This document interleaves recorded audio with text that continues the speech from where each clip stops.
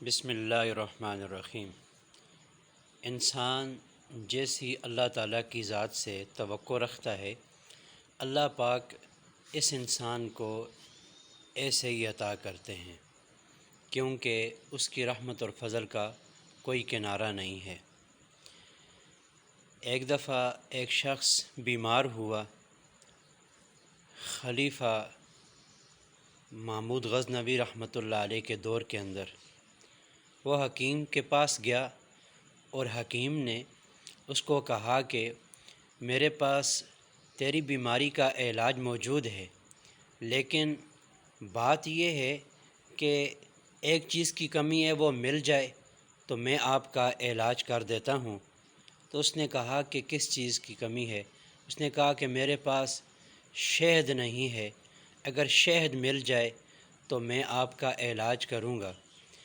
اس دربار کے اندر ایک شخص بیٹھا تھا، اس نے چھوٹا سا برتن لیا اور محلے کے اندر وہ ہر گھر کے پاس گیا اور ان سے شہد مانگا۔ تو پھر خلیفہ محمود غزنوی رحمۃ اللہ علیہ کے دربار کے اندر وہ آیا، اس نے دستک دی اور باہر ایاز نکلا۔ ایاز نے پوچھا بھائی کیا بات ہے؟ اس نے کہا کہ طبیب کے پاس، حکیم صاحب کے پاس ایک مریض آیا ہے، اس کے علاج کے لیے شہد کی ضرورت ہے۔ ایاز وہ برتن محمود غزنوی رحمۃ اللہ علیہ کے پاس لے کر گیا، تو محمود غزنوی رحمۃ اللہ علیہ نے اس برتن کو ایک سائڈ پہ رکھ دیا اور ایاز کو کہا کہ اس کو 3 ڈبے اور 3 کین شہد کے دے دو۔ ایاز نے کہا کہ امیر المؤمنین، اس نے تو تھوڑا سا شہد مانگا ہے۔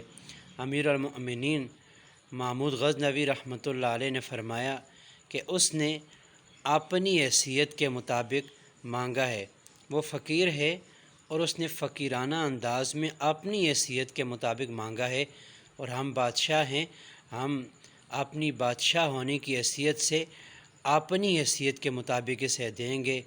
تو اس سے معلوم یہ ہوا کہ انسان ایک فقیر ہے، لیکن جس ذات سے وہ مانگ رہا ہے وہ بادشاہوں کی بادشاہ اور شاہوں کی شہنشاہ ذات ہے۔ جتنا اس سے زیادہ مانگے گا، جتنی امید اور توقع سے اس اللہ کی ذات سے مانگے گا، وہ اس کو دے گا۔ اس کا فضل اور اس کے کرم کا کوئی کنارہ نہیں ہے۔